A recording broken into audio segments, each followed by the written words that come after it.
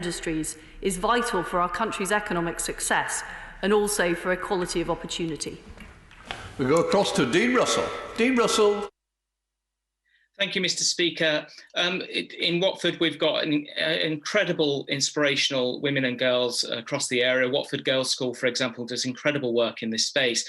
And I wanted to know how we're supporting STEM roles for women in the future, as well as those who are learning at school at the moment, so that we can continue to showcase how Britain is making a leading global role in science for all. Well, I thank my honourable friend for his question. It's still the case that women only make up 25% of those employed in manufacturing and 30% of those in information technology. And we need more women in those fields to use their amazing talents. We're committed to removing the barriers for women of success and also celebrating those that have achieved, such as Ruth Amos of Stair Study, who's invented new areas of engineering, which we should continue to celebrate. Substantive question, Minister David Johnson. Minister.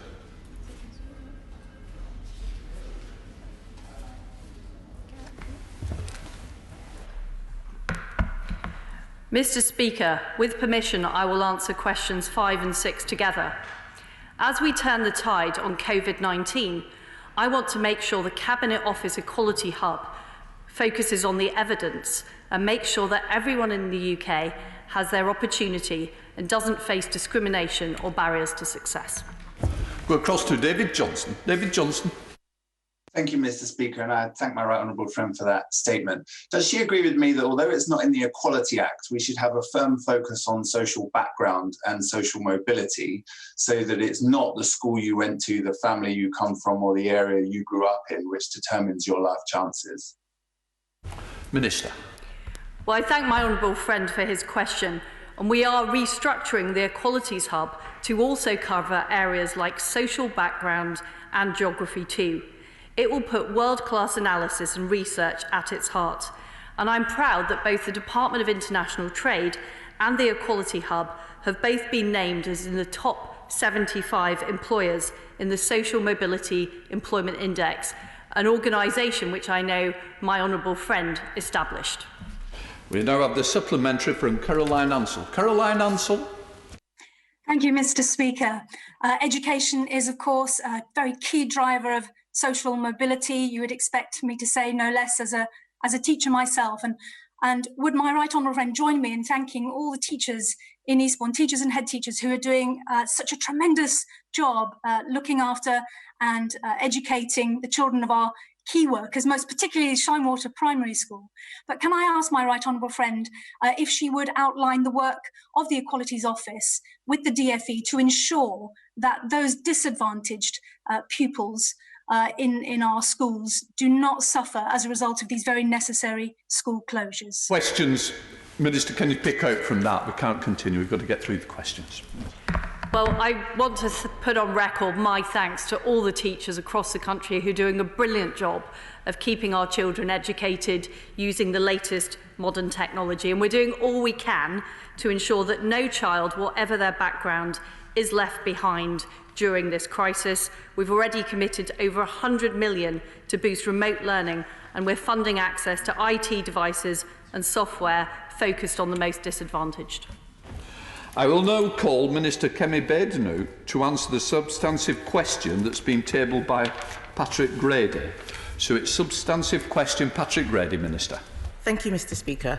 A universal basic income is not the best way to deliver social equality because it does not target help to those who need it most. In response to the COVID-19 outbreak, the government set out a substantial package of targeted measures to provide support to people affected by coronavirus, which can be delivered quickly and effectively through existing systems. And supplementary question from Patrick Grady. Patrick Grady.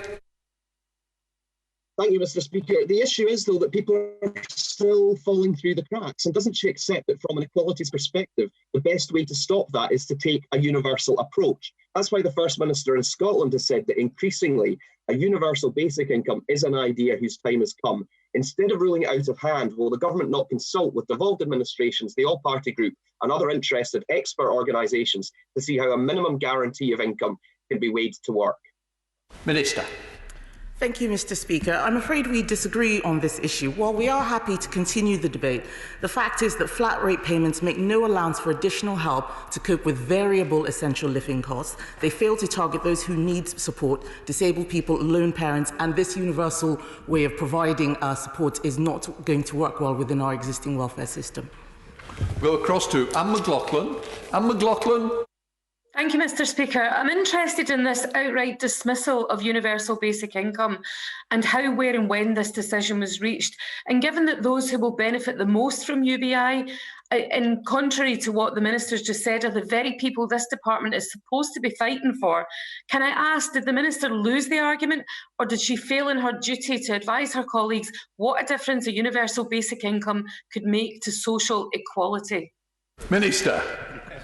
Thank you, Mr. Speaker. I'm not sure why the Honourable Lady has chosen to take that stance. The fact is there are many, many respected people who think that the universal basic income is not what is right for this country. It lacks the flexibility to respond to changes in income like universal credit. It is less redistributive, and it's certainly not something that we're considering at the moment. Minister, we have a substantive question from Diane. Minister. Thank you again, Mr. Speaker. We are very concerned by reports of a disproportionate impact of COVID-19 on ethnic minorities. It is important that we understand what is underpinning these disparities and that we have robust and accurate data to do so in order to take effective action. We go across to Diane Abbott. Diane Abbott. Thank you, Mr. Speaker. The Minister will be aware that of the 17 doctors who died from COVID-19, 16 are from BAME backgrounds.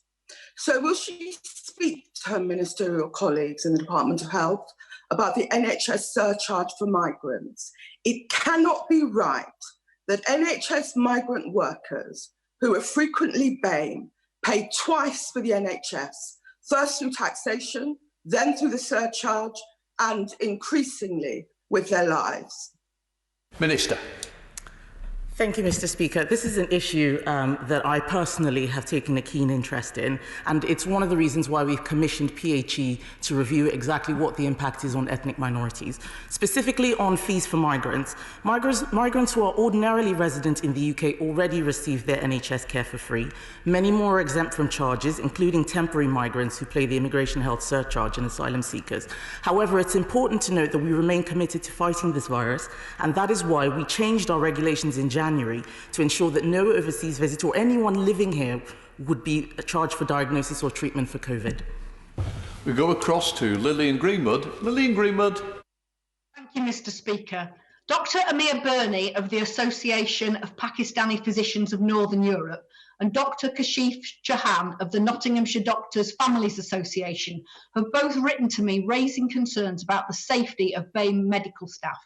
They tell me that their members are scared. NHS trusts have reported problems moving at-risk BAME NHS staff away from the front line of the crisis, despite calls from Public Health England to do so. What discussions has the Minister had with the Secretary of State for Health to ensure that the risk to BAME staff is properly assessed and their health and safety properly protected? Minister. I thank the Honourable Lady for that question. Well, first of all, the Public Health England review is going to look into this specific issue. But I must stress that we are working round the clock to protect everyone, absolutely everyone on the front line during this pandemic for as long as is required. NHS England have sent a letter to those running NHS care organisations recommending that employers should risk assess staff as a precautionary measure to see if they're at greater risk, and if so, put other measures in place to protect them. And that's something that's going to be going on around the country. We go across to the Chair of the Committee, Caroline Noakes. Caroline Noakes. Thank you, Mr. Speaker. We heard on Monday from the Health Secretary, and my honourable friend, the Minister, has reiterated the importance of robust data.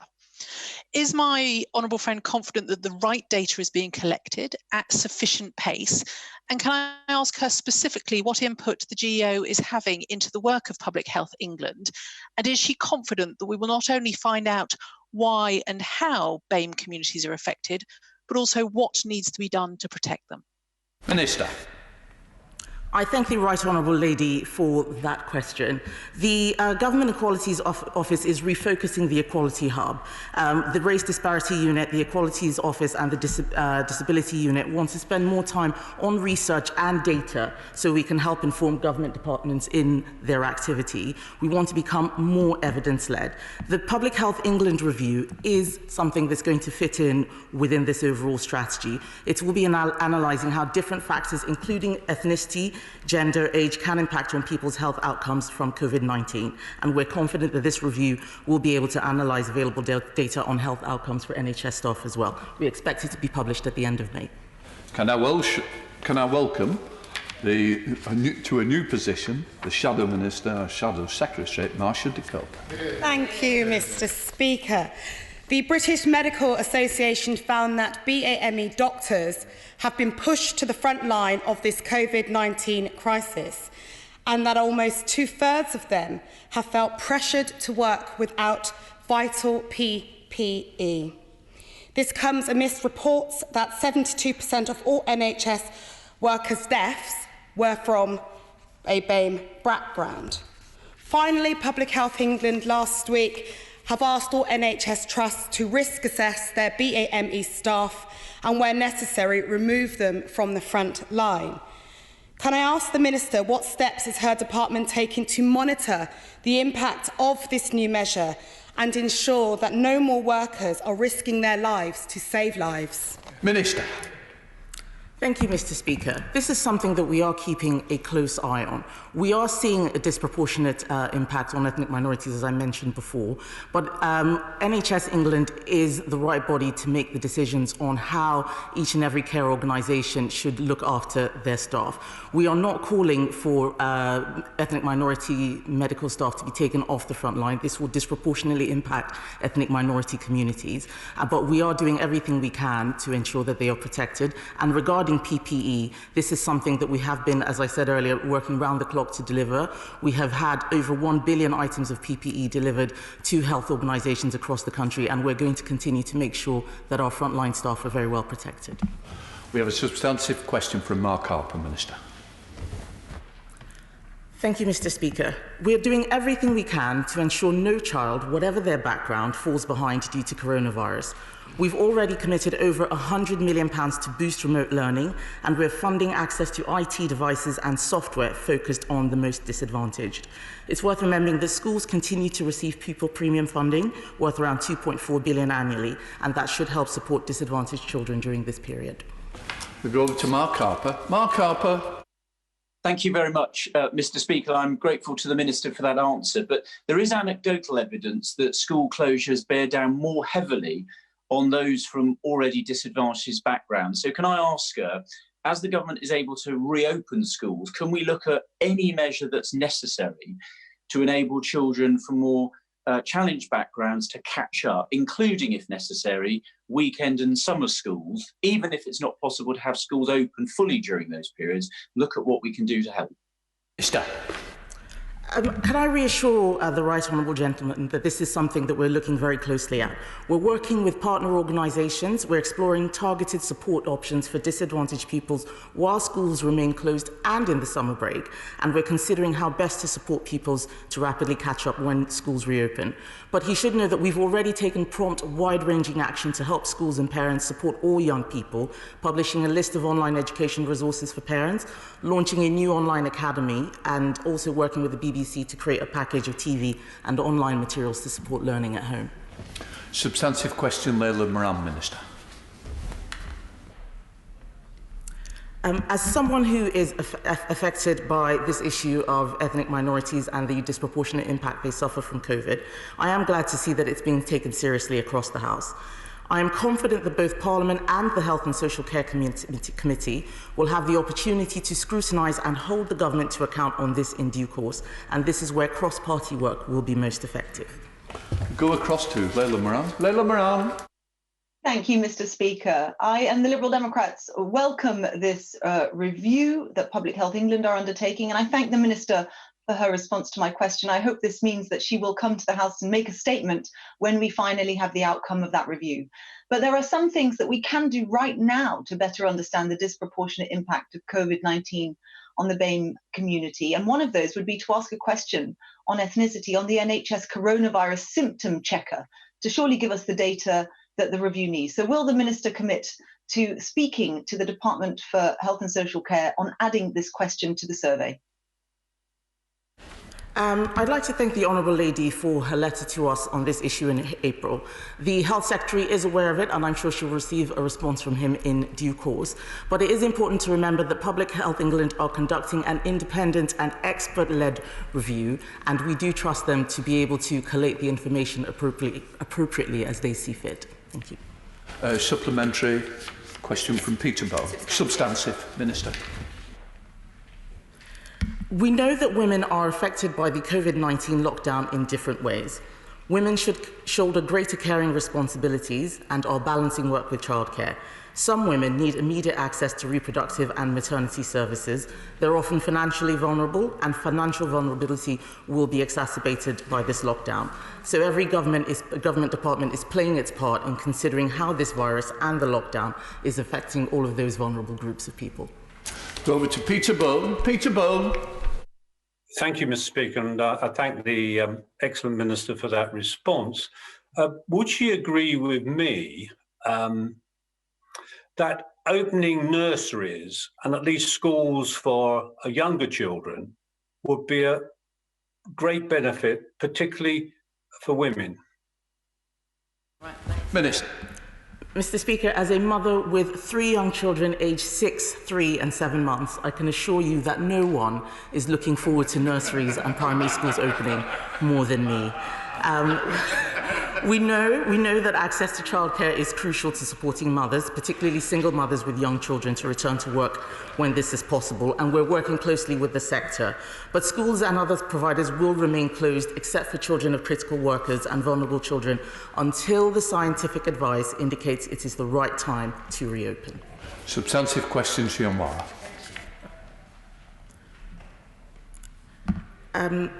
Understanding the impacts on different groups and the factors underpinning this is extremely complex, and it is important that we have the right information on which to base our action.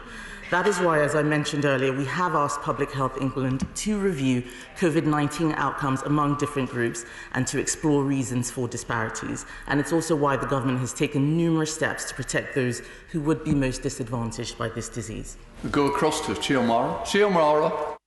Thank you, Mr. Speaker. But we do have some of that information. According to ONS figures, the coronavirus mortality rate in the most deprived areas, such as Elsick in Newcastle, is more than twice that in the least deprived areas. No doubt a consequence of health inequalities, which we know have risen sharply in the last 10 years. And those on lower incomes are more likely to be in frontline occupations. Now we learn the infection rate in the northeast is the highest in the country. What is the Minister doing to address the disproportionate impact of the virus on BAME and working class communities? Minister. The Honourable Lady is right. We are increasingly worried about the number of deaths in deprived areas of the country. The rate of deaths in the most deprived areas, as she says, was more than two times higher than other places. But it is important to note that the factors underlying this are extremely complex. They may be interrelated, but we don't have definitive evidence about the relationship between COVID and deaths in deprived areas.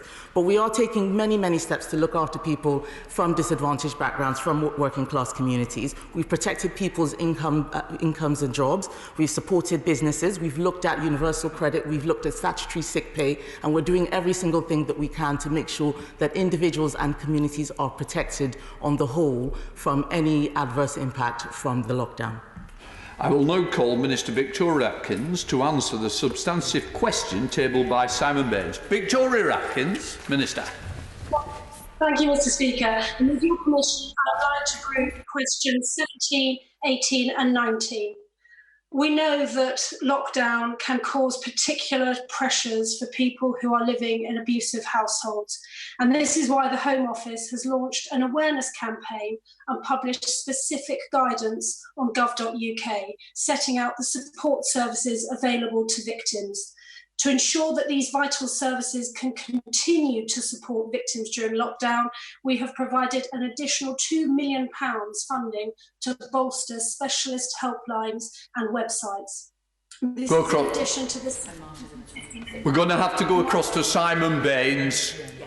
Simon Baines. Thank you, Mr. Speaker. All domestic abuse is heartbreaking, but particularly for children.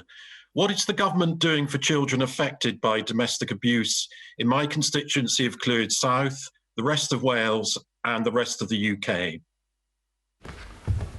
Minister. I thank my honourable friend for raising this question. The Domestic Abuse Bill, which had its second reading last week, requires the Domestic Abuse Commissioner to consider the impact of domestic abuse on children in her work. In addition, the bill includes a new statutory duty on Tier 1 local authorities in England to provide support to victims of domestic abuse and their children within safe accommodation. And last week, I announced £3.1 million in funding for specialist support for children affected by domestic abuse. We have got the other group questions. I'll go across to Chris Elmore. Chris Elmore. Thank you, Mr. Speaker. I'd like to press the Minister on what she's doing specifically in relation to older people who are victims of domestic abuse. Age UK have recently reported in 2019 that over 280,000 people aged between 60 and 74 experienced domestic abuse in England and Wales. And given government advice both in Wales and across the UK on lockdown positions, it'd be helpful to know what specific support she's doing for people who are older as victims. Minister.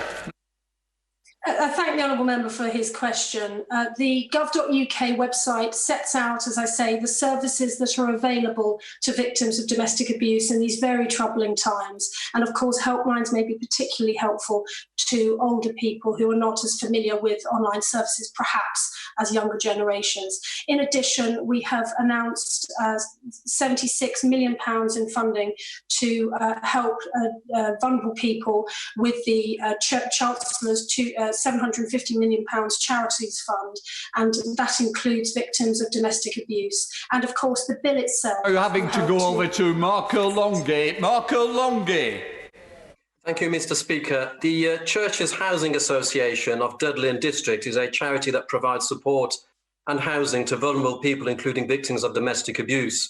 Does my honourable friend agree that the recent announcement of £76 million to support such charities and the new priority need status allocated to victims who are seeking local housing will provide very real support to an extremely vulnerable group of people at this difficult time? Minister Atkins. I agree with my honourable friend that small and frontline charities play a vital role in supporting vulnerable people, and that's why on Saturday the Community Secretary announced a £76 million fund package of support to ensure that the most vulnerable in society get the support they need during the pandemic. Going over to Marcia de Cordova. Thank you, Mr. Speaker. Disabled women are 3 to 4 times more likely to face domestic abuse than non-disabled women. But accessible specialist services are at most at risk during this coronavirus crisis, with only 1 in 10 refugee spaces being accessible.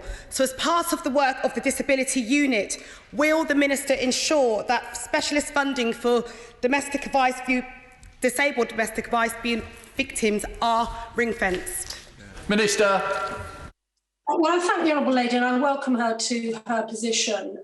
We are very, very aware that disabled victims face additional pressures to when they're victims of domestic abuse, and so certainly those considerations form part of the government's plans to help the most vulnerable people in society during these very troubling times. Order. This Friday marks the 75th anniversary of the Victory in Europe Day. I know all honourable members will be keen to mark this occasion, even in these exceptional circumstances. I will be marking the occasion with the wreath-laying ceremony in the House on Friday.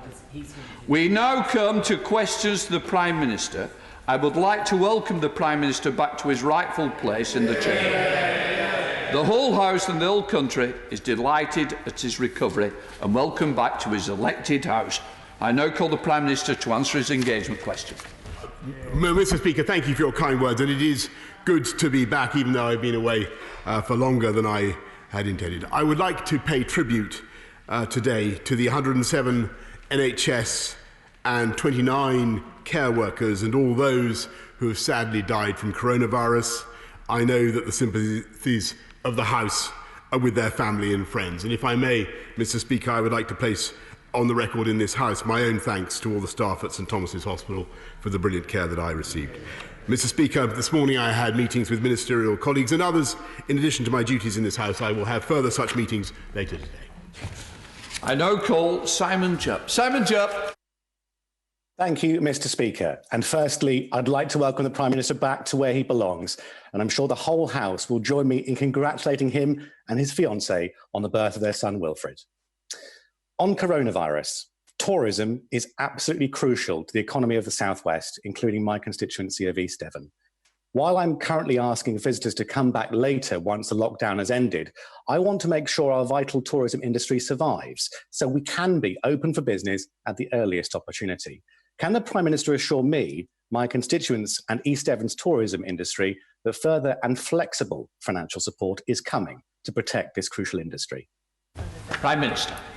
Yes, indeed, Mr Speaker, I can, and I thank my honourable friend for what he's doing to campaign for tourism in East Devon, and I can tell him that we're adding another 1.3 million to help the tourism industry in that area. Clearly, I think the priority of the government and I believe of the whole House is now to suppress this disease further as we do that, to get our economy going again and to encourage tourism across our whole country and of course East Devon in particular. I now call the Leader of the Opposition, Keir Starmer. Thank you, Mr Speaker. Can I welcome the Prime Minister back to his place and say that it's good to see him back in Parliament. I'm sure I speak for all of us when I say that. And although I've done this privately, can I congratulate him publicly with Carrie on the birth of their son? Mr Speaker, when the Prime Minister returned to work a week ago Monday, he said that many people were looking at the apparent success of the government's approach. But yesterday we learnt, tragically, that at least 29,427 people in the UK have now lost their lives to this dreadful virus. That's now the highest number in Europe. It's the second highest in the world. That's not success, or apparent success. So can the Prime Minister tell us how on earth did it come to this? Prime Minister. Mr Speaker, first of all, of course, every death is a tragedy, and he's right to draw attention to the appalling statistics, not just in this country, but of course around the world. And I think I would echo really in answer to his question what we've heard from Professor David Spiegelhalter and others, that at this stage, I don't think that international comparisons and the data is yet there to draw all the conclusions that we want. What I can tell him is that at every stage as we took the decisions that we did, we were governed by one overriding principle and aim, and that was to save lives and to protect our NHS. And I believe that, of course, there will be a time to look at what decisions we took and whether we could have taken different decisions. But I have absolutely no doubt that what the people of this country want us to do now is, as I said just now, to suppress this disease, to keep suppressing this disease, and to begin the work of getting our country's economy back on its feet. And I look forward to working with him and colleagues around the House to do just that. Keir Starmer. Mr Speaker, the argument that international comparisons can't really be made when the government's been using slides like this for weeks to do international comparison just really doesn't hold water. I'm afraid that many people are concluding that the answer to my question is that the UK was slow into lockdown, slow on testing, slow on tracing, and slow on the supply of protective equipment. And I want to go to yesterday's figures that show that whilst happily in hospitals it looks as though deaths are falling, deaths in care homes continue to go up. At the press conference last night, the Deputy Chief Scientific Advisor said, and I quote, "What this shows us is that there's a real issue that we need to get to grips with in relation to what's happening in care homes." I couldn't agree more. But 12 weeks after the Health Secretary declared that we're in a health crisis, I have to ask the Prime Minister, why hasn't the government got to grips with this already? Well, actually, Mr Speaker, I mean, he's quite right, of course, to look at the crisis in care homes, and he's absolutely right to say that there's an epidemic going on in care homes, which is something I bitterly regret, and we've been working very hard for weeks to get it down. And a huge amount of effort has been gone into by literally tens of thousands of people to get the right PPE to care homes, to encourage workers in care homes to understand what is needed. And I can tell him actually that he's not right in what he just said about the state of the epidemic in care homes. As he looks at the figures, in the last few days, there has been a palpable improvement. We must hope that that continues, and we will ensure that it does continue. Keir Starmer. Mr. Speaker, I'm grateful for that. I was using the slide the government put up at its press conference last night, which shows, sadly, that, and I accept there's a lag to the 24th of April because of the reporting position, but that sadly deaths in care homes have been rising every time they've been reported by the ONS. And I have heard before from the First Secretary that numbers were falling. He said that a week ago Sunday. That's not borne out by these slides. We will wait to see what the next slides bring. Mr. Speaker, on the 30th of April, the government claimed success in meeting its 100,000 tests a day target. Since then, as the Prime Minister knows, the number has fallen back. On Monday, there were just 84,000 tests, and that meant 24,000 available tests were not used. What does the Prime Minister think was so special about the 30th of April that meant that testing that day was so high? Prime Minister. Well, actually, I think that the right honourable gentleman was right last week when he paid tribute to the amazing work of the NHS, the logistics team, everybody involved in getting up from 2,000 tests a day in March to 120,000 by the end of April. And yes, he's right that capacity currently exceeds demand. We're working on that. We're running at about 100,000 a day. But the ambition clearly is to get up to 200,000 a day by the end of this month, and then to go even higher. And as he knows and the whole House will know, testing, a fantastic testing regime is going to be absolutely critical to our long-term economic recovery. Keir Starmer. Mr. Speaker, I did pay tribute last week, and I'm glad the Prime Minister has now said that the target now is 200,000 tests a day by the end of this month. But of course, just having a target isn't a strategy. What is needed is testing, tracing and isolation. That's the strategy. Contact tracing was happening in the UK, but it was abandoned in mid-March. We were told at the time that this was because it was, quote, not an appropriate mechanism. But yesterday, the Deputy Chief Medical Officer said it was to do with testing capacity. So can the Prime Minister just clarify the position for us? Why was contact tracing abandoned in mid-March and not restarted sooner? Prime Minister.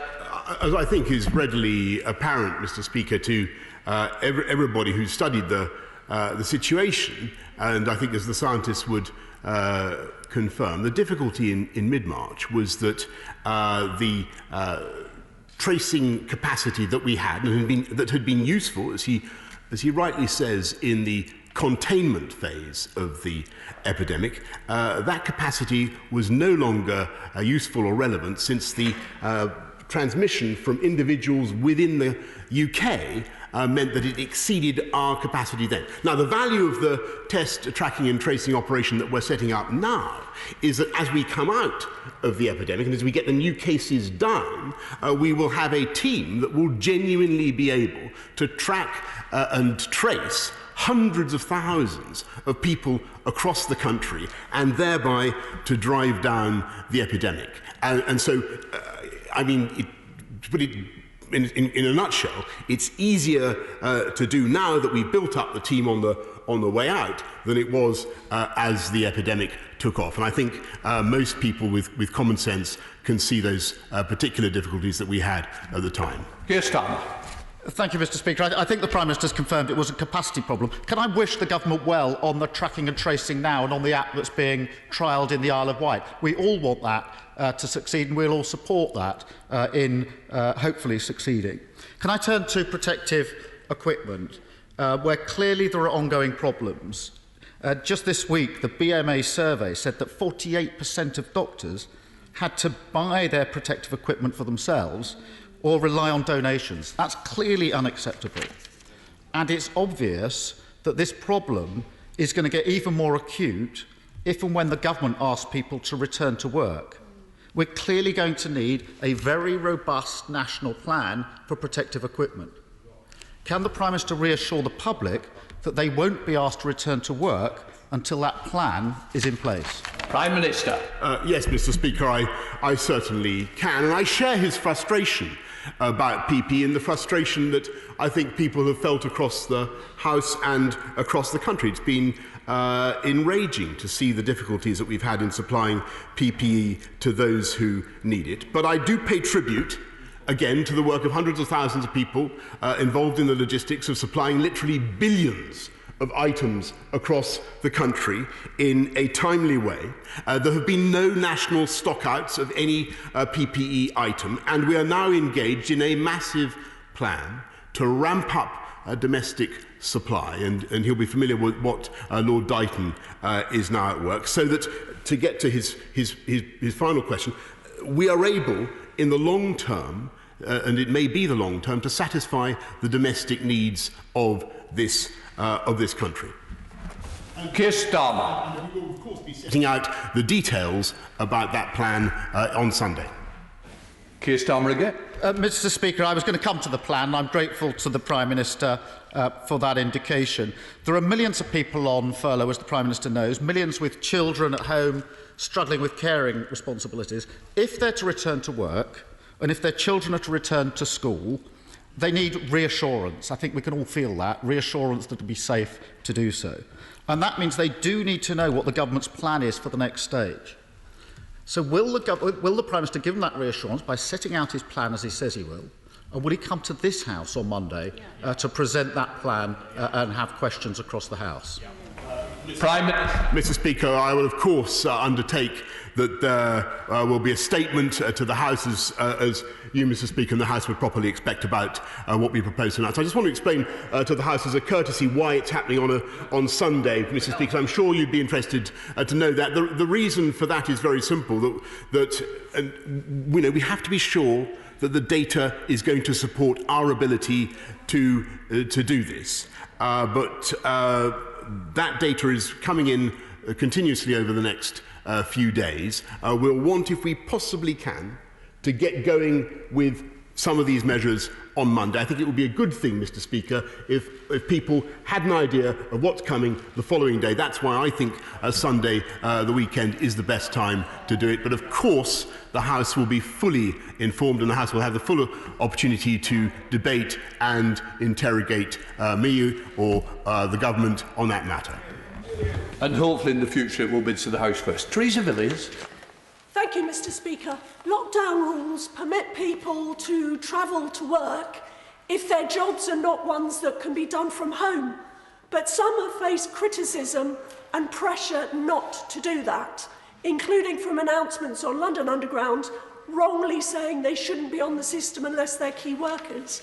Will the Prime Minister ask the Mayor to restore public transport capacity in London so my constituents can travel safely and we can keep as much of the economy going as possible? Prime Minister. I thank my right honourable friend, and she's absolutely right that a crucial part of our success now in getting transport to run safely will be running a bigger and more expansive tube service so that people can observe social distancing. We will certainly be working with the Mayor to try to achieve that, though there must be, and we'll come to this on Sunday and next week as well, that there must be mitigations to help people who, for the reasons of social distancing, cannot use mass transit. And there will be a huge amount of planning going into helping people to get to work other than by mass transit. And this will be, I hope, I know that my right honourable friend, will, as a former Secretary of State for Transport, will agree this is, or should be,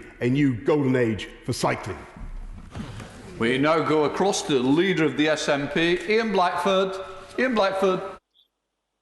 Thank you, Mr. Speaker, and I'd like to start by welcoming the Prime Minister back to Parliament and congratulating him and Carrie on the birth of their son Wilfred, and I, of course, wish Wilfred every health and happiness.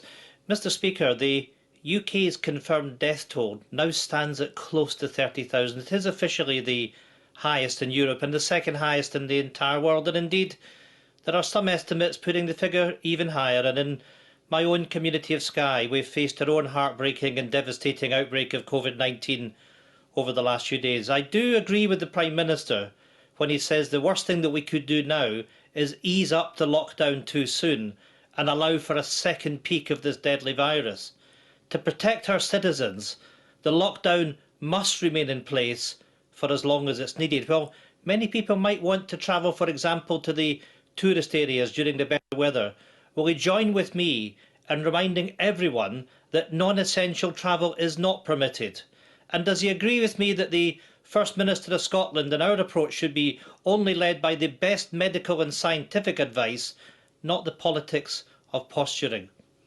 Prime Minister.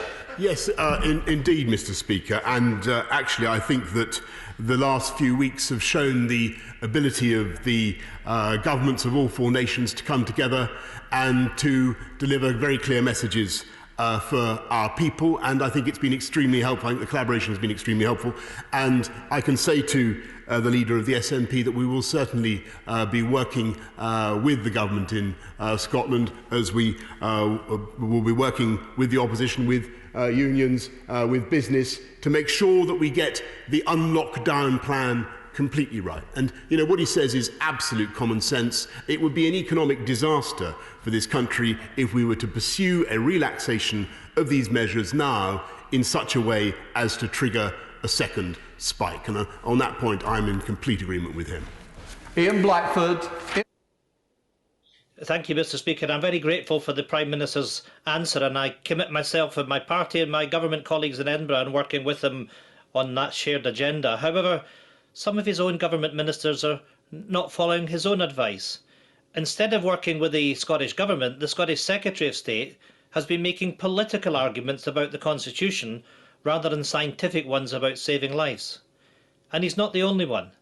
This is not the time for opportunistic politicking. This is the time when we all must work together to protect our NHS and to save lives. We anticipate the Prime Minister will be making a televised address on Sunday concerning the easing of lockdown. This cannot be undertaken without the full input and cooperation of all our devolved governments. We must end this period of mixed messaging from the UK Government. Will the Prime Minister commit today that the substance of his address will be fully agreed to with the devolved nations so that all of our governments continue with this vitally important work of saving lives? Prime Minister. Yes, Mr. Speaker. By the way, I forgot to thank the Right Honourable Gentleman and other colleagues for his kind words about Wilfred, and I just want to thank him for that, because I forgot to say that. I'll be marked down if I don't. So thank you. And I share the Right Honourable Gentleman's aims. We will do our level best to make sure that the outlines of this attract the widest possible consensus. I think that they can and ought to, and I'm delighted by his call for a prohibition, and I quote, on political arguments about the Constitution, and I think that would be warmly welcomed across this country. We go across to Andrew Bowie. Andrew Bowie. Thank you very much, Mr. Speaker. And can I add my welcome to the Prime Minister? It's great to see him back in his place, and add my congratulations to those of others, to himself and Carrie, on the birth of Wilfred. Mr. Speaker, my right honourable friend will know that the oil and gas industry is suffering from a perfect storm at the present time, buffeted as it is by the global oil price crash and the lockdown. This is a moment of real danger for the industry, with the prospect of tens of thousands of job losses unless action is taken. Tax incentives and investment by this party over the last decade have, of course, been welcome, but more action is needed now to protect jobs ensure energy security, and ensure a future for this industry, which is key to delivering net zero by 2050. So can my right honourable friend promise to bring forward the oil and gas sector deal as soon as possible and commit the UK government to investing in a transition part in the northeast of Scotland, ensuring a future for thousands of workers? Prime Minister. Thank you, Mr. Speaker, and I thank my honourable friend very much for his excellent question, for all his campaigning for the oil and gas industry. The whole House will have heard the fervour and learning with which he speaks on that issue, and I can assure him that our right honourable colleague, the Secretary of State for Business, Energy and Clean Growth, is actively engaged right now in pursuing this with the Sector Trade Association, and I'm sure he'll be wanting to take up progress with him. Going across to Mike Amesbury. Mike Amesbury. Thank you, Mr. Speaker, and I welcome the Prime Minister back to his place on my birthday. Alton and Cheshire West and Chester councils covering my constituency have stepped up to the national challenge, providing essential services to vulnerable residents and businesses during this crisis. The government promised to do whatever it takes and fully compensate those councils and councils across the country. Yet both are millions of pounds short of the cost so far, billions nationally. How will the Prime Minister fulfil that funding promise and not return to the dark days of austerity? Prime Minister. Well, Mr. Speaker, I can certainly tell him that the government has absolutely no intention of returning to the A word, which I won't quote. That is not going to be our approach. We don't think that is going to be necessary. What I can tell him is that we already put another 3.2 billion, as he knows, into supporting local authorities, supporting some of the most vulnerable throughout this difficult time, and we will continue to make sure that funding gets through to those who need it. But the crucial thing, as I think colleagues across the House will understand, is that the more effectively we can suppress this virus and the faster we can restart our economy, the better our chances, as everybody knows, of getting the funding that we all need to the poorest and neediest in our society. And that's the course this government is going to follow. We'll go across to Raymond Chistey. Raymond Chistey. Thank you, Mr. Speaker. Like other colleagues, I'm absolutely delighted to see the Prime Minister back at the dispatch box and congratulating him and Carrie on the birth of their child. Prime Minister, my constituent, Jackie Potter, recently lost her husband, Ashley, who was 64. The family would like to bury Ashley with a small church service, applying social distancing. If Ashley were to be cremated, this would happen. But as he is being buried, under current guidelines, that is not possible. Can this anomaly between burials and cremations be urgently addressed so that families of all faiths who want to bury their loved ones, applying social distancing and in a faith service, are able to do so? Prime Minister. Yes, indeed, Mr. Speaker. And I thank my honourable friend and I extend my deepest sympathies to the friends and family of his constituent, Ashley. And we're asking councils to do exactly that, to help people to attend without breaching the rules on social distancing. I'm sure he'd appreciate we think that's the right balance to strike. We go across to Justin Mathers. Justin Mathers. Thank you, Mr. Speaker. Undoubtedly, the furlough scheme has prevented mass unemployment. But when companies like BA use millions of pounds of public money to furlough those staff at the same time as handing out redundancy notices, it's a kick in the teeth to both those workers and the taxpayer. And it's concerning that reports today suggest the furlough scheme may be wound down after June. So, Prime Minister, wouldn't it be an obscenity, either through employer decisions or government inaction, if those people whose jobs we've been trying to save end up redundant anyway? Can I just say, before the Prime Minister answers, please will members ensure they don't have political slogans behind them when they are speaking. Prime Minister.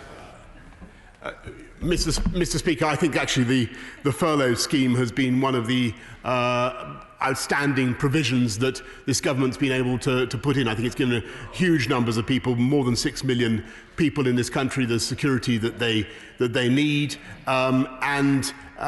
Obviously, what we want is to make sure that people continue to feel security, but at the same time, what we also want is to enable people safely and securely to go back to work and to earn their pay packets as they want to do. Ben Bradley. Mr. Speaker, can I add my welcome and congratulations to my honourable friend and ask him if he agrees with me that our FE and HE institutions have a huge role to play in rebuilding our economy, and particularly in supporting and retraining those who have lost their jobs. Has he considered what they might offer and indeed how we might incentivise them to offer the right qualifications and support, particularly for businesses and new entrepreneurs? Prime Minister. I thank him very much, I think my friend very much for all the work he does to champion the cause of education, particularly further education on the Education Select Committee. As he knows, the agenda of this government remains unchanged, to unite and level up across our country with infrastructure, technology, education above all, and that includes our world-leading universities, which are now formulating vaccines against this disease, and of course further education, the skills that our economy is going to need so badly for a sustained economic recovery. We go across to Murray Black. Murray Black. Thank you, Mr. Speaker. Since the government are refusing to even discuss universal basic income, I was glad to see them at least recognise the need for an increase in universal credit entitlement. However, there's been no such increase announced in employment support allowance. So I want to ask the Prime Minister what plans he has for a similar increase in ESA, and if not, can he explain why he feels people who are sick or have a disability require less support at this time? Prime Minister. As she knows, what we have done is remove the 7-day waiting time for ESA, and I'm glad, though, that she pays tribute to the big increase in universal credit, another £1,040, benefiting 4 million families across this country, a total investment of £7 billion. I think what everybody wants to see is not just people taking universal credit, but as I've said now several times, what they want to see is a careful, sensible programme attracting the widest possible support to continue to suppress the disease right down, but to allow our economy to start up again. Simon Fell. Thank you, Mr. Speaker. I've been very impressed by how businesses and individuals across my constituency have been buying and lending devices so children can learn at home during this pandemic. This initiative will obviously be significantly enhanced by the £100 million given by the Education Secretary recently. But the member for Harlow, the chair of the Education Select Committee, has suggested that when schools do go back, a catch-up premium should be brought in to close the gap between those most disadvantaged and left behind and their peers who are better off. Constituencies like Barrow, this will make all the difference as we rebuild. Will you commit to such a scheme? Minister. I thank my honourable friend and I congratulate him on the way he's representing his constituents in Barrow. He's exactly right. That's why, amongst other things, we are ensuring that there are extra computers and laptops for disadvantaged communities. We're making sure that we supply them with more 4G routers, invaluable at this particularly difficult time.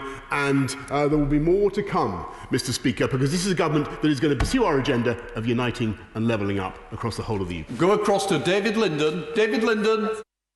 Thank you, Mr. Speaker. Since the government lowered the benefit cap threshold in 2015, it's been frozen, which is essentially a real terms cut every year to those it affects. Now, CPAG, the Resolution Foundation, and the IFS are just some of the voices calling on the government to remove the cap as part of its coronavirus response. And we know that 93% of those households affected by the cap have children, and it's ultimately those children that are losing out from this policy. So will the Prime Minister do the right thing and scrap the cap? Prime Minister. Mr. Speaker, as I've just told the House, I think he asked for lifting the cap on benefits, and as I've just told the House, there's already a total of £7 billion extra that's gone into universal credit alone.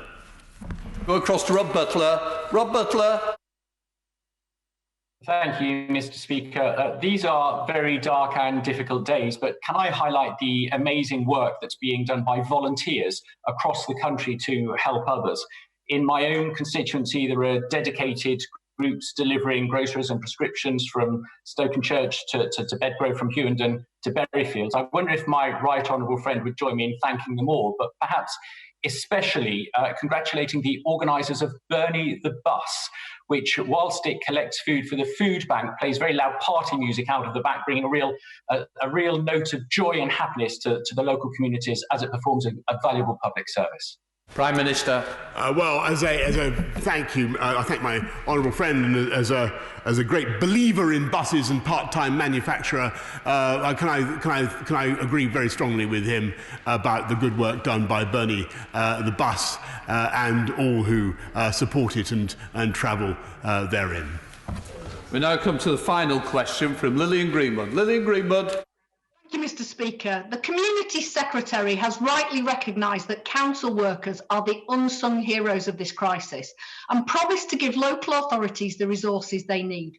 But my city faces a gap of up to £55 million as a result of extra costs and lost income. Our communities bore the brunt of austerity. They cannot carry the burden of coronavirus.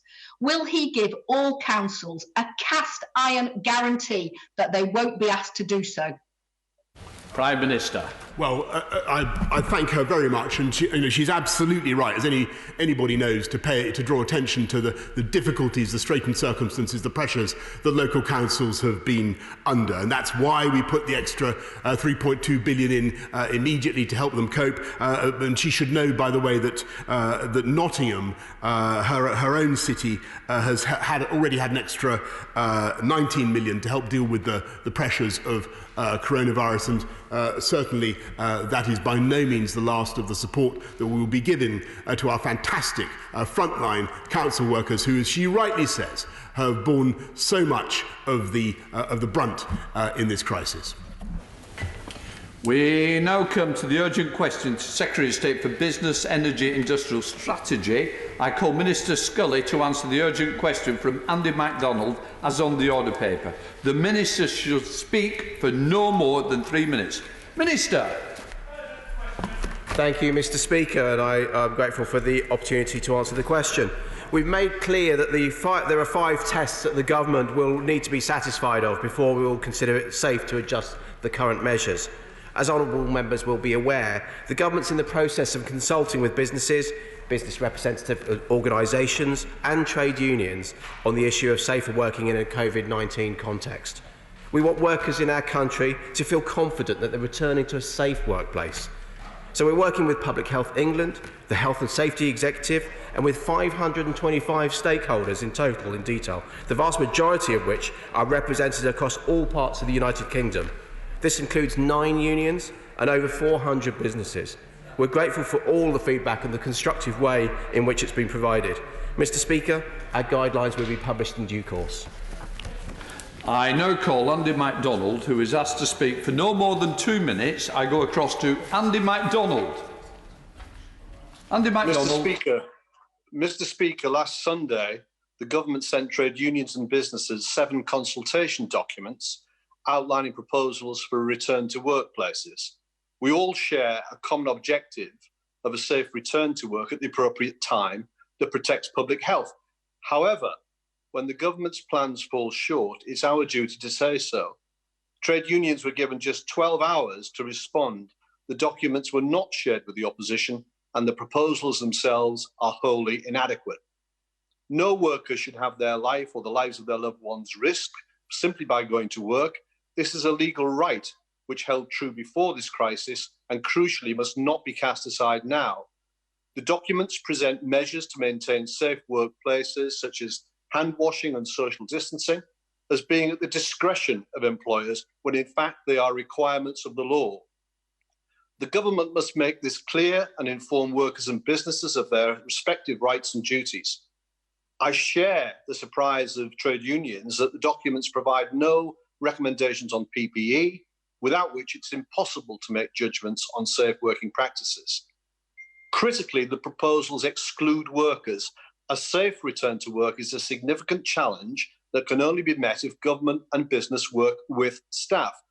My ask of the Minister is that the government now brings forward guidelines requiring specific COVID-19 risk assessments for most businesses. That assessments are made public and registered with the Health and Safety Executive. And given the lack of capacity for inspections, these assessments must be agreed with staff. In workplaces with trade unions, this can be done by health and safety reps.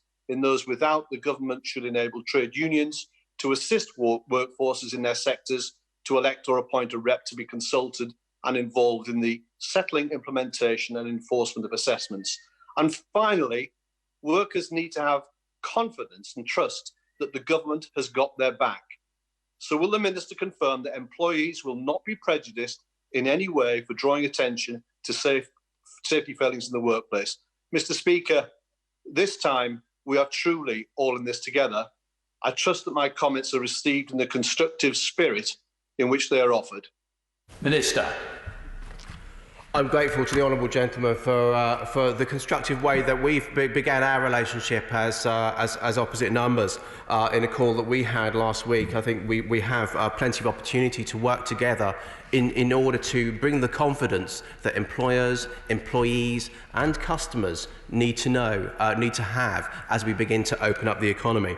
The guidelines, the draft guidelines that the honourable member was talking about, gentleman was talking about, is an early draft. We've had plenty of opportunity, and we will continue to have plenty of opportunity for the honourable gentleman to feed in, as we have for those 400 businesses and those 9 trade unions, to continue to feed in, because this is not a finished process at the moment. What we need to do is get into the technical detail to make sure that everybody has confidence.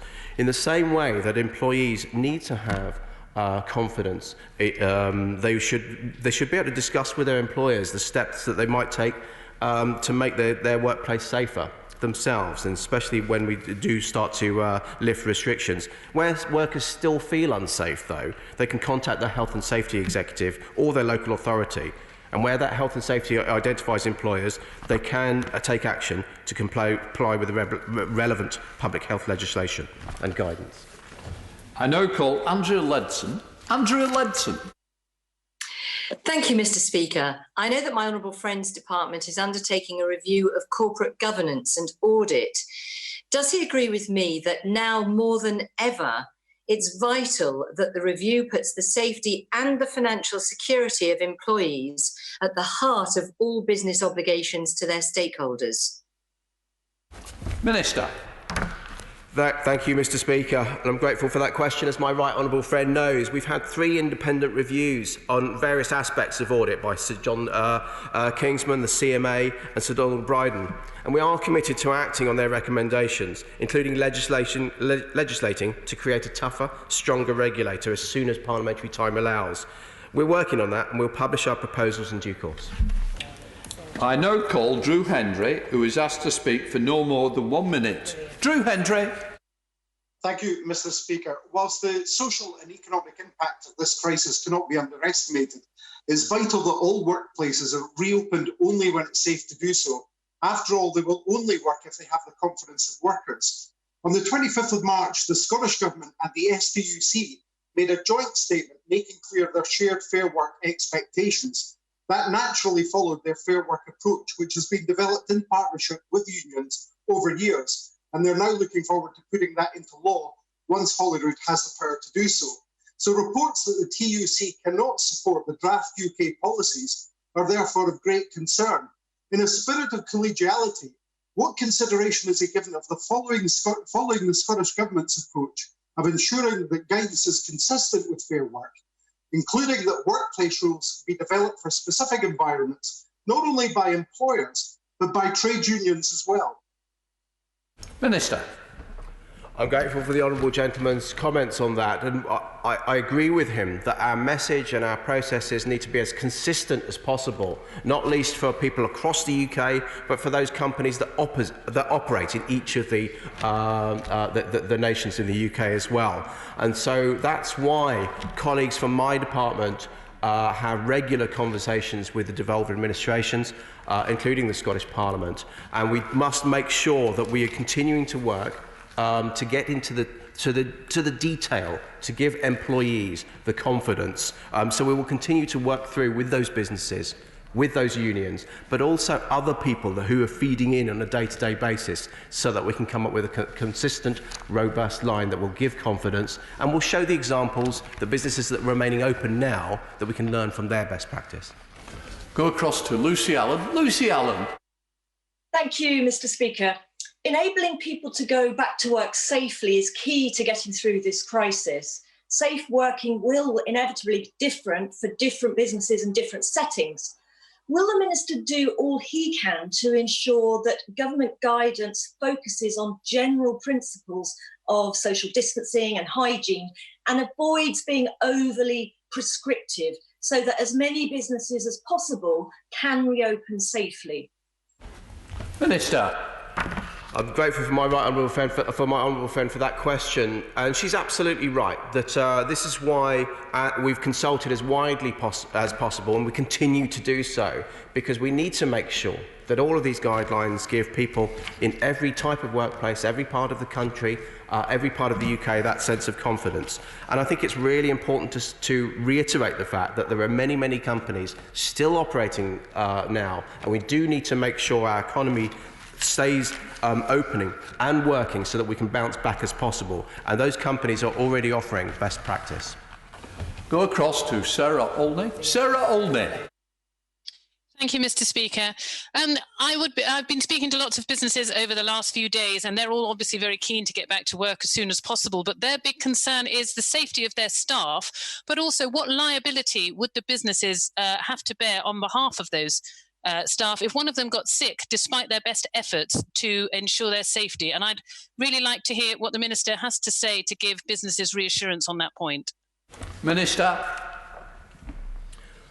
Well, as I say, what I would say in the first instant to the Honourable Lady is that as well as employers working on that guidance and making sure that they're offering a safe place, employees and workers need to know that they have the right and the opportunity to approach the Health and Safety Executive, to approach local authorities, to make sure that existing legislation and that guidance is being followed.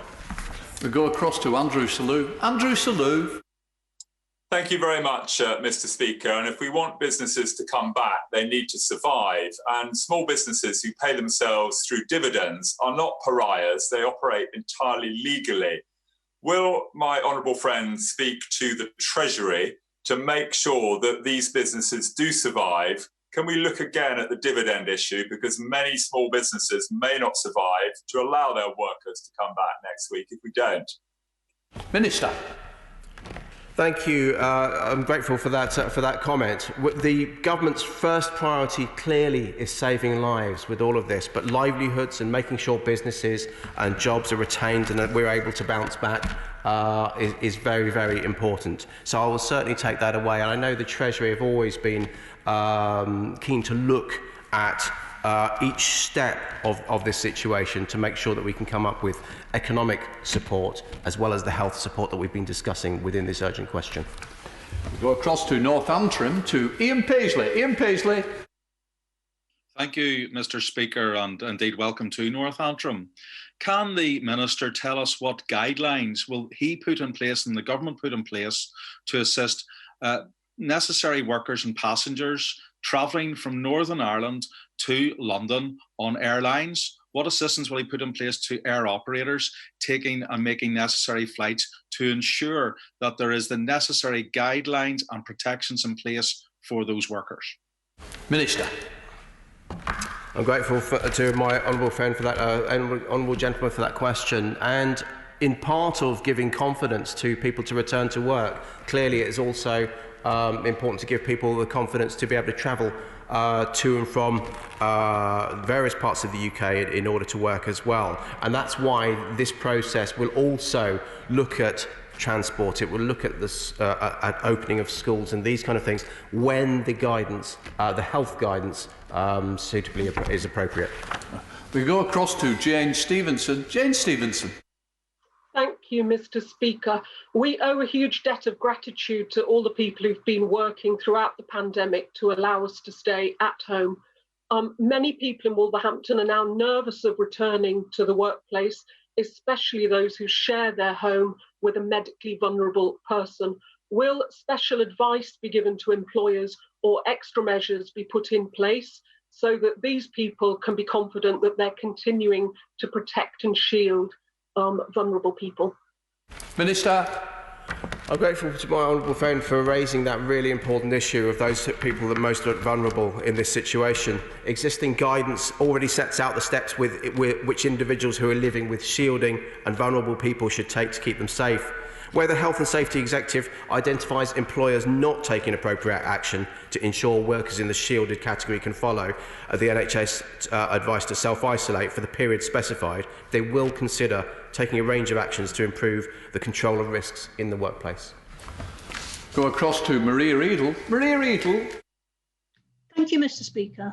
Does the Minister agree that to prevent a second wave of COVID-19, employees will have to be as safe as possible when they return to the workplace, that employers have a statutory obligation to achieve this and owe their employers a duty of care? So how can asking employers merely to consider non-binding guidance possibly help them achieve these legal obligations? And is he really saying that workplaces should continue to operate where safe working practices cannot be achieved, as his guidance seems to be saying this? Minister. I'm grateful to the Honourable Lady for that question. What we have been doing by consulting as many businesses as we can, as many unions and representative organisations as we can, is to be able to work through the guidelines in our own time where we were having to react to the closure of the economy at the beginning. This timeline is for us to be able to be well prepared to give few surprises to business as well, so that they can plan. And that's why we want to work and have a flexible situation for them to be able to prepare and operate a safe environment for their employees. But as I mentioned before, employees can approach the Health and Safety Executive or their local authorities if they feel that they're not operating in a safe workplace. Go across to Mike Wood. Mike Wood.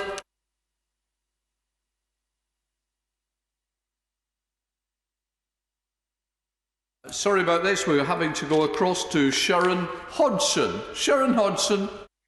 Thank you, Mr. Speaker. Does the Minister agree that a public information campaign is required before and during the easing of lockdown that would then inform employees and employers of their respected rights and duties, and would give the public confidence in the returning to work? I'm grateful to the Honourable Lady for that question.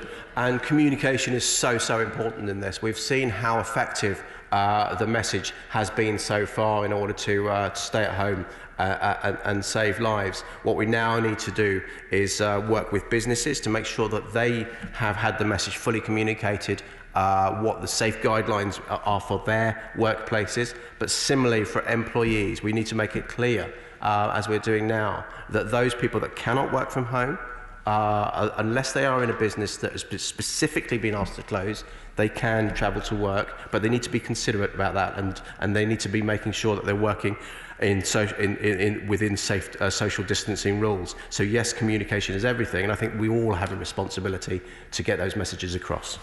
Go across to Scott Benton in sunny Blackpool. Scott Benton. Thank you, Mr. Speaker. Does my honourable friend agree with me that it is vital that people are protected when they return to work?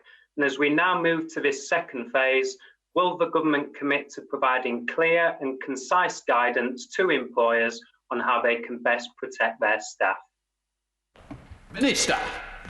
Thank my honourable friend for that question. The government remains committed to supporting business during this unprecedented change. We're preparing for the next phase of tackling COVID-19 in the ways that I've outlined, and how we can lift the social distancing measures in a phased way, at the right time, guided by the science. We're involving Public Health England and the Health and Safety Executive to ensure that we have the latest guidance in which to base our planning. We go to Alison Thewlis. Alison Thewlis.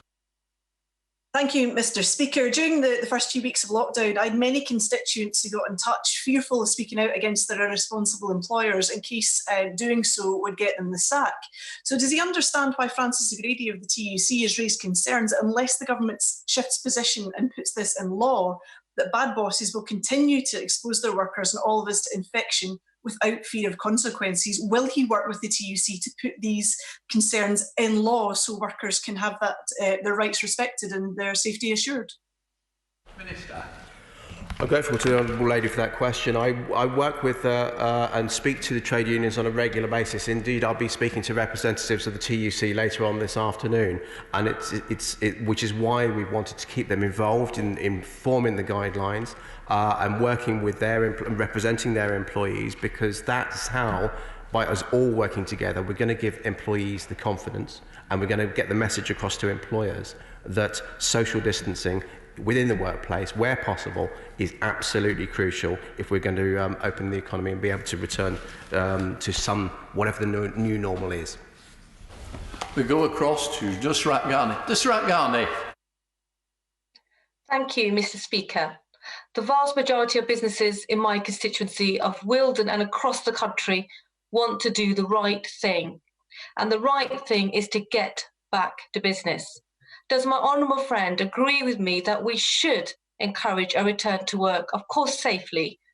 This is the reason why the SMEs are the backbone of our country, and they deserve even more support now. Minister. I'm grateful to my honourable friend for that question, and she's absolutely right to be standing up for small businesses. And this is why we've said within all of this that if a business, unless it's in one of those areas that are required to close, they can continue to operate so that they're in the best place to survive and bounce back after this situation has completed, and will contribute to the UK's recovery from this situation. But we need to make sure that we can do that safely. We need to make sure that employers are acting responsibly, and that will be dealt with through this, involving as many people as we can in getting those specific guidelines for each different workplace, each part of the UK, and getting those messages across. We go across to Peter Kyle. Peter Kyle. Thank you, Mr. Speaker. Supplies of PPE are still extremely tightly constrained. When employers start to buy face masks and other equipment to keep their employees safe, what is government doing to make sure that the price of PPE and the supply of PPE is not going to be extremely distorted? Mr. Speaker, I think what we are doing is we're working with supply chains within the UK and indeed across the world to make sure that within the huge demand that there is for PPE from a number of different countries who are each suffering the same situation and working through the same situation together, we can be at the forefront of that. And I know that with the work that my honourable friend, the Secretary of State for Health, is doing, and my colleagues in Bay's department, along with Lord Dighton, we'll be able to ensure that the supply chains remain readily available, and in that way we can also work on a fair pricing. We now go across to Dean Russell. Dean Russell. Thank you, Mr. Speaker. As my right honourable friend works with the Prime Minister on the comprehensive plan for the next phase of the response to coronavirus, can he please assure me that we will continue to work with both Public Health England and the Health and Safety Executive to make sure workplaces are safe, but in particular have a focus on complex workplaces like construction sites, where our incredibly hard-working construction workers are having to go into and work, and I just want to make sure that they are safe on site in those sorts of environments. Thank you. Minister. Grateful to my honourable friend for that question, and he's absolutely right. When he takes that one specific example of construction sites, clearly there are different types. There's Battersea Power Station, which I visited just before these restrictions were put on, which is 40 acres, and so it's comparatively easy to be socially distancing on that site than it is on a far smaller constrained site. But that's why we are bringing together industry expertise, union expertise, representatives of businesses as well, to make sure that we can have guidance that fits as many different workplaces as possible, backed up by Public Health England and the Health Executive and Safety Executive. We now go across to Dan Jarvis in Yorkshire. Dan Jarvis. Thank you, Mr. Speaker. Analysis from the TUC shows that workplace inspections have fallen by 70% and prosecutions by 82% over the past 10 years. We all want to get Britain back to work. So What guarantees can the Minister give that local government and the Health and Safety Executive will have the resources they need to ensure safe working practices? Minister.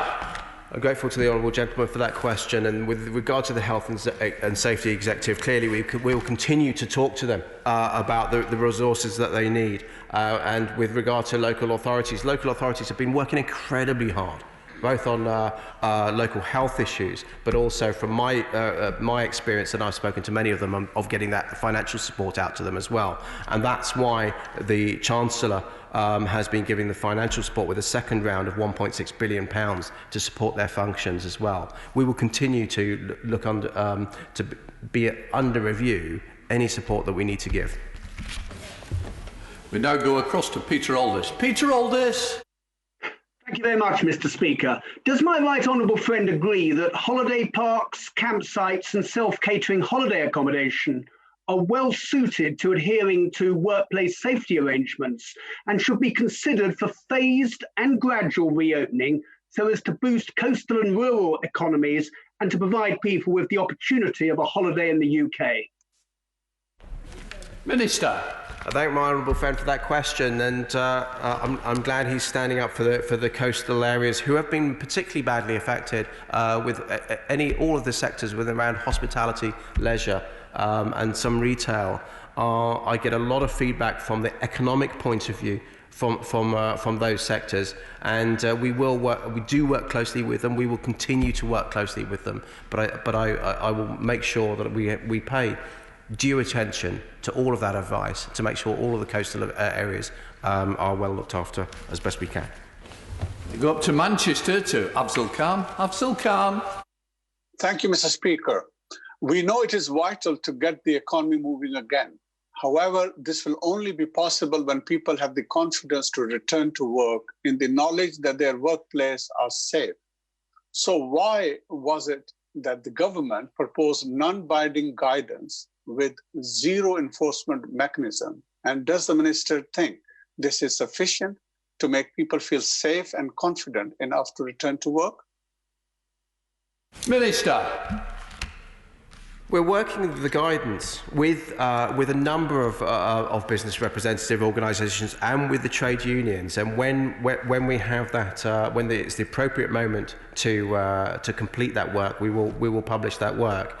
But the Health and Safety Executive will be right at the core of that in checking and enforcing. And as I say, workers will be able to approach both the Health and Safety Executive and local authorities if they do not feel that they are working within an organisation that's adhering to that guidance.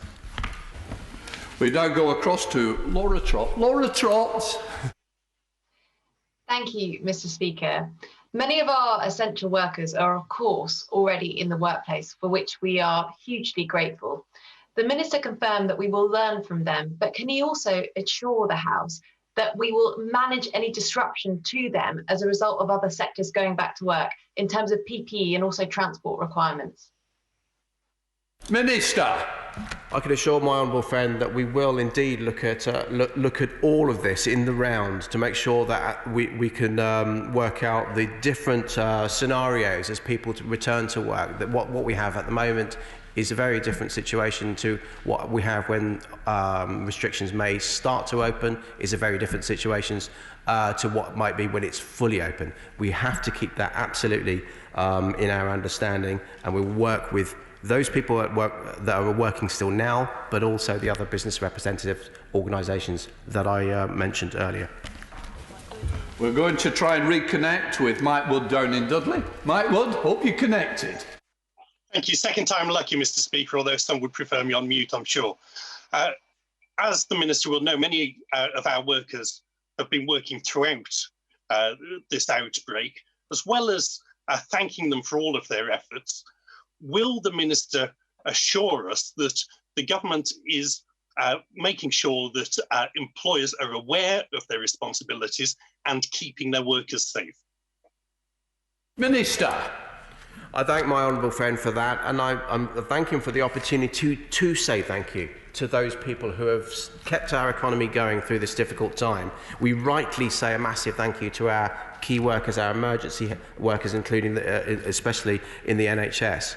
But we must also thank those people that have been feeding the country, that have been supplying those shops, the delivery drivers, the construction workers, the warehouse operatives, as well as those retailers who have been out there doing absolutely crucial work. But we must make sure, as I said earlier, that we can give employees coming back to the workplace the confidence that they're working in a safe environment, and we will certainly do that if we can continue to work with as many businesses, as many unions and as many organisations as possible to get this absolutely right and to get our message right that the economy can be open and we need to get back to work. Thank you, Minister. We're now going to come on to a statement on the international COVID-19 response. So I will be calling the Secretary of State for International Development to make a statement, who should speak for no more than 10 minutes. So I now call the Secretary of State, Anne-Marie Trevelyan. Anne-Marie Trevelyan. Thank you very much indeed, Mr. Speaker. With permission, I'd like to update the House on the UK support for the global effort to tackle the coronavirus pandemic. The world is now having to address the biggest threat that it's faced in decades, an invisible killer on a global scale. Here in the UK, communities across the country are united in their determination to beat it, making their own personal sacrifices by staying at home, protecting our NHS and saving lives. There is a daunting outlook for countries in the developing world, simultaneously facing a health crisis, a humanitarian crisis, and the risk of a protracted economic crisis leading to much greater hardship for years to come. The threat of famines, exacerbated by the worst locust plague for 70 years, fragile healthcare systems that enable the spread of the disease, and economic disruptions risk a much longer and harder road back to recovery than for wealthy countries.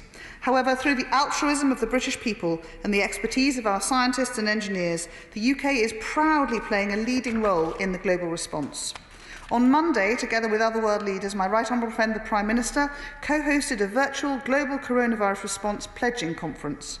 He called on countries around the world to step up their efforts and work together on this, the most urgent shared endeavour of our lifetimes. World leaders responded and some £6.5 billion was pledged for the COVID-19 response, including the UK's own £388 million commitment for vaccines, tests and treatments. The UK is proud to stand with our international partners. This is a truly global effort, and the only way to fight this pandemic is together. So, Mr. Speaker, the UK is an international development superpower, and we are also a scientific and medical world leader. This enables our response to this global pandemic to be greater than the sum of its parts. From Gloucestershire's Dr. Jenner, who laid the foundations for immunology, to our researchers who developed vaccines for measles and Ebola, the UK has led the scientific response to many global health challenges in the past. And I am so proud to be able to say that UK-based scientists, such as those at the Liverpool School of Tropical Medicine, are playing key roles in the global response to this deadly new virus. Scientists in Bedfordshire who developed rapid diagnostic devices to manage the recent Ebola outbreak, funded with taxpayers' money through UK aid, are using that expertise to develop new rapid diagnostic tests. Researchers at Oxford University, funded through CEPI, the Coalition for Epidemic Preparedness Innovation, are now progressing to clinical trials with funding from the UK Government's Vaccines Task Force, which is also funding a vaccine trial starting soon at Imperial College. In partnership with a British success story, AstraZeneca, one of the world's largest pharmaceutical companies, our Oxford researchers are working towards their vaccine being manufactured at scale. We know that any vaccine might prove to be the solution, so through our DFID aid budget, the UK is the largest single contributor by any country to CEPI's international efforts to find a vaccine. Through this fund, we are working to improve our understanding of the virus and to support scientists around the globe. CEPI is already backing 9 potential vaccines. Mr. Speaker, the Foreign Secretary outlined at the launch of the WHO Access to COVID-19 Tools Accelerator that the UK is proud to work with our international partners to ensure new vaccines are accessible to everyone and as quickly as possible. No one will be safe until we are all safe, Mr. Speaker, so we will need vaccines against this deadly disease at home and abroad. Once a vaccine is found, delivering it globally will be the next big challenge. To help that, we have invested the equivalent of £330 million a year for the next 5 years in Gavi, the global vaccine alliance that delivers vaccines in 68 of the poorest countries around the world. And on the 4th of June, the UK will be hosting the Global Vaccine Summit to coordinate international investment efforts for Gavi. Together with the announcement made by the Prime Minister on Monday, that is a combined additional investment in global health security that comes to more than £2 billion, helping combat the spread of this disease. In investing globally, we are helping to protect our citizens, our families from future waves of infection, and therefore protecting our NHS. The global pandemic is one part of the challenge facing the world.